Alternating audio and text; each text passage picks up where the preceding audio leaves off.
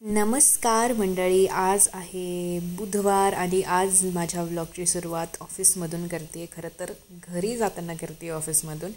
आणि इतका जोरात पाऊस चालू झाला होता घरी जाताना. खूप वेळ वाट बघितली पण पाऊस काही थांबत नव्हता. मग मी विचार केला चला आज भिजतच जाऊया. रेनकोट मी विसरलेले होते आणि मग मी निघाले आपल्या स्कूटीवरती घराकडे. आणि छान असं मस्त ग्रीनरी वाटते पाऊस पडला तर.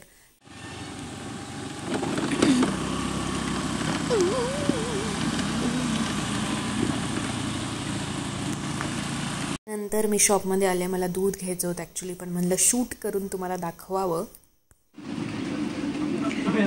नहीं ले रही बाबा, नहीं ले रही. मत शर्माओ, मत लो.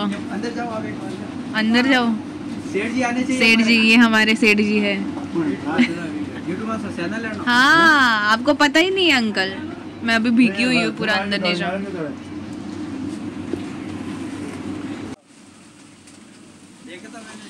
देखे क्या आपने? हाँ वही कर रही हूँ. कैसे लगे आपको? अच्छे है ना? नाइस. आणि त्यानंतर मी घेतलं दूध आणि हे छोटंसं क्लिप ॲड केलं. एवढं भिजले तरी पण मला दाखवायचंच आहे, बट दॅट्स ओके. आणि मग वर आल्यावर काहीच हालत नव्हती बोलायची. खूप थंडी वाजत होती. खरं तर भिजण्याचं काही नाही, भिजायला मला आवडतं, पण खूप थंडी वाजत होती. पूर्णपणे भिजले होते. सो रेडी होते आणि भेटते. हॅलो, नमस्कार मंडळी. तर जसं की तुम्ही पाहिलं, मी इतके भिजलेले होते, इतके भिजून आले कारण ना पाऊस अनप्रेडिक्टेबल होता. आणि जरी प्रेडिक्टेबल असला तरी माझ्याकडे ना रेनकोट मी ठेवलंच नव्हता आज सोबत. कारण तेच मला वाटलं नाही येणार पाऊस, तर मी नाही ठेवला. आणि मग थांबले, वेट केलं पण पाऊस काही थांबतच नाही आहे. मग म्हणलं की अजून किती वाट बघायची बाबा, चला जाऊया तसंच. आणि मस्त मग भिजत आले. मजा तर आली भिजायला, पण आता तब्येत खराब नाही हो म्हणजे बरं. आणि दुसरं काही ऑप्शन नव्हता, कारण किती वेळ थांबणार. जर रात्री 8 वाजेपर्यंत पाऊस चालू राहिला तर 8 वाजेपर्यंत नाही थांब. मावशी आलेल्या आहेत वाटतं.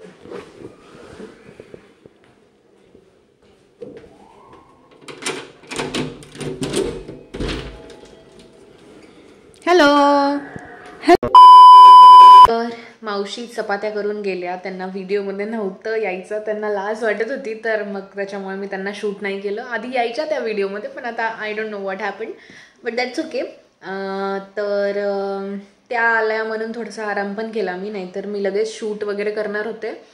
म्हणजे शूट करतच होते, बट शॉर्ट्सचं जे पण मी आता बॅकग्राऊंडमध्ये शॉर्ट्स वगैरे शूट करते त्याची तयारी करत होते. आणि मी तोच विचार करत होते की आता ह्या व्हिडिओनंतर आता आपल्याला स्वयंपाक बनवायचा आहे, तर आता आपण काय बनवावं एव्हरी डे, रोज. मग माझ्या डोक्यात आलं की दही ठेवलेलं आहे, तर आपण बनवू शकतो कढी. आणि खूप छान आज पाऊस पण पडला आहे. जसं की तुम्ही पाहिलंच, मी खूप भिजून गेले. केस हेल्मेटमुळे वाचले. ओ गॉड, थँक गॉड. तर मी बांधला होता असं खाली, हेल्मेटमुळे खालीच बांधावं लागतो ना बन. मग तरी पण थोडे ओले झालेच आहेत. पण मग तेच की गरम भजे मस्त. पाऊस पण पडला आहे, तर मग आज बनवूया कढी पकोडा. ये, तर तुम्हाला मी दाखवेल काय बनवते काय नाही. आणि तर सगळ्यात आधी मी इथे भज्याची तयारी करते. छोटे कांदे घेतले मी आणि त्यांना बारीक उभं कापून घेतलं.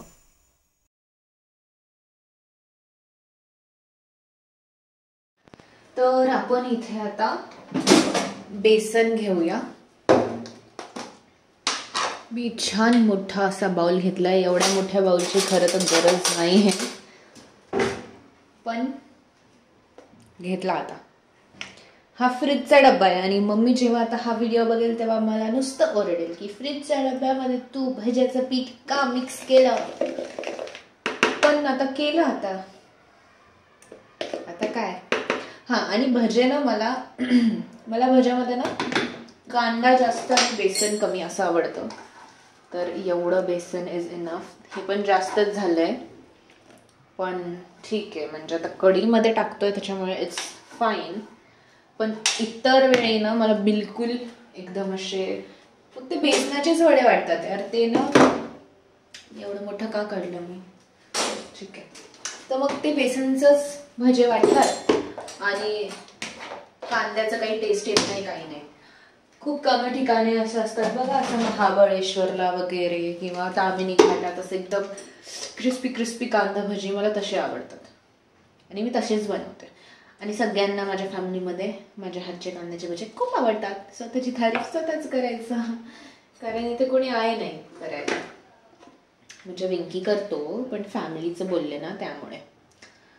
तर हे लाल तिखट छान घालून घेऊ आपण. पीठ भिजवून ठेवलं ना, मग जेव्हा भजे करतो ना तेव्हा असं मस्त होत जातं. और क्या इसमें आएगा, बस ना. कोथिंबीर टाकेल थोडीशी आणि मग ह्याला भिजवून घेते. थांबा मी कोथिंबीर चिरून घेते आधी. तर ही चिरलेली कोथिंबीर पण ह्याच्यात टाकली आहे. आणि हो, मीठ राहिलं की मीठ ह्याच्यामध्ये मीठ टाकून घेऊ चवी अनुसार. आणि मी तर काय बेकिंग सोडा किंवा बेकिंग पावडर काही टाकत नाही भज्यामध्ये, ते फुगतात मस्त. त्याला छान भिजू दिलं ना, त्याच्यामध्ये काही टाकायची गरज नाही आहे. मला मीठ किती लागेल यार, खूप दिवसांनी भजे बनवते. और फिर अभी इसमें पानी डालेंगे और फिर इसको मिक्स कर लेंगे. तुम्हाला दिसतंय ना? जसं नाही दिसलं तर म्हणजे तुम्ही काय, तुम्हाला तर भजे बनवता येणारच नाही ना.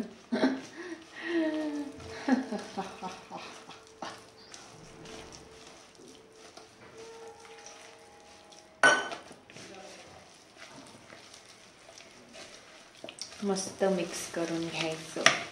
अशी थिक कन्सिस्टन्सी पाहिजे बघा तसे क्रिस्पी भजे बनवण्यासाठी. खूप सारा कांदा पाहिजे, खूप सारा, मगच ते क्रिस्पी क्रिस्पी. आणि मोठा मोठा कांदा पाहिजे. आता हे कसं मी कढी बनवते ना, त्यामुळे मी छोटू कांदा घेतलाय.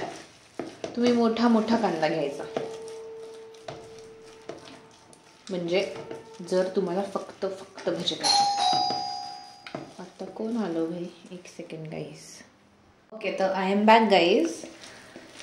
एक डिलेव्हरीवाले दादा आलते. ॲक्च्युली आमच्या सोसायटीमध्ये खाली एक रेस्टॉरंट उघडलं आहे आणि इथे ना फ्लॅट नंबर्स खूप कन्फ्यूज होतात लोकांना, कारण त्यांनी ना असं वरती लावली आहे ती पाटी आणि मग ती कोणी बघत नाही आणि मग ते कोणी पण कुठे पण जातं. ते कोणीतरी भाजी ऑर्डर केली असेल आणि त्याच्यामुळे ते चुकून आपल्याकडे आले होते. तर हे झालं आपलं कशाचं यार, भज्याचं पीठ. आणि ह्याला आपण ठेवून देऊ साईडमध्ये. ह्याला झाकण लावून ह्याचं डब्याचं. आणि आपण आता करू कढीची तयारी. आणि मला आत्ता असं रिअलाइज झालं की ह्याच्यामध्ये आय गेस आपण कढीची तयारी करायला पाहिजे होती. आणि एवढूसं भजा ह्या सगळं ह्याच्यात ठीक आहे. पण आता काय, कढीची तयारी दुसऱ्या ह्याच्यात करू. भांडे काढू आणि घासू. मग आपण घेऊया मस्त आपलं दही.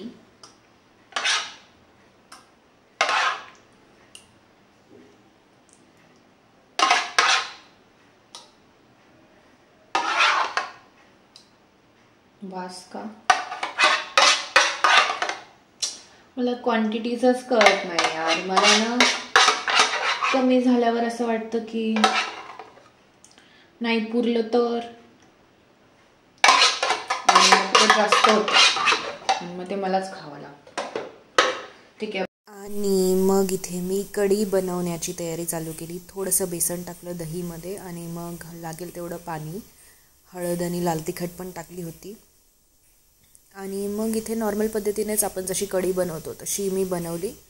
मी ह्याला फास्ट फॉरवर्ड यामुळे केलं कारण मला असं वाटतं की खूप लाँग होत आहेत व्हिडिओज आणि आजकाल no one is interested to watch long format और लाँग फॉर्मॅट कॉन्टेंट. पण तेच आहे, इथे जिरं मोहरी वगैरे मी टाकलं त्यामुळे मी थोडंसं त्याला फास्ट फॉरवर्ड करून घेतलं. आणि आता बॅकग्राऊंडमध्ये तुम्हाला सिट्टीची सिट्टीची आवाज येईल, कुकरच्या सिट्टीची. तर एक्सक्यूज इट बिकॉज मी आता भात ठेवलेला आहे छान. आज पण मी इतकं छान डिश बनवली आहे, तुम्हाला आता उद्याच्या ब्लॉगमध्ये ते बघायला भेटेल. तर इथे मी जी पेस्ट बनवली होती हिरवी मिरची, लसण आणि कोथिंबीर, तर ती मी तेलामध्ये परतली आणि मग ते बेसनचं जे घोळ बनवलं होतं ते त्यामध्ये टाकलं. त्याच्यामध्ये ऑफकोर्स हळद वगैरे टाकली आणि ह्याला थोडंसं 1-2 उकळी येऊ दिल्या. त्यानंतर मी त्याच्यामध्ये छान हिरवीगार कट करून कोथिंबीर टाकली.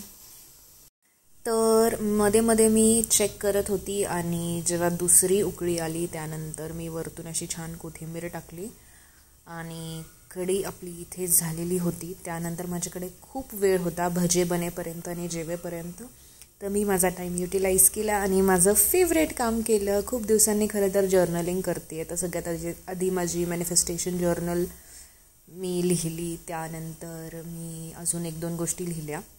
तर this is very therapeutic to me, manifesting and being grateful and everything. I just write it down and then जेव्हा मी असं लिहिते ना काही, तर जुनं जे लिहिलेलं आहे ते वाचायला मला खूप आवडतं. मग मी थोड्या वेळ ते वाचलं and it was done. So मी मग आले भजे बनवायला. तर मी असं छान छोटू भजे बनवले, कारण कढीमध्ये मग असं ते मोठं एकदम सॉगी होऊन जातात यार, ते मला आवडत नाही अजिबात.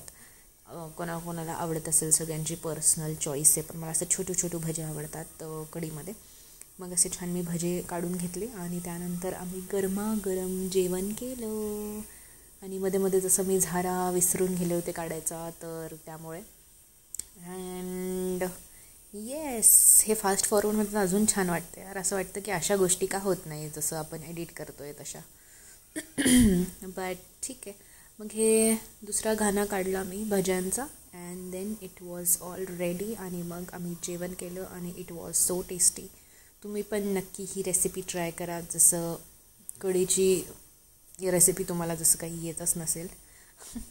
बट हे असे छान भजे वगैरे टाकले. हे अँगल थोडा वेगळा आहे कारण मी शॉर्ट शूट करत होते. आणि मग आम्ही जेवलो, थोडंसं लोणचं घेतलं, भजे त्याच्यामध्ये मस्त बुडवले and then I eat it. It was so damn tasty. Thank you so much for watching and keep watching and supporting. Bye.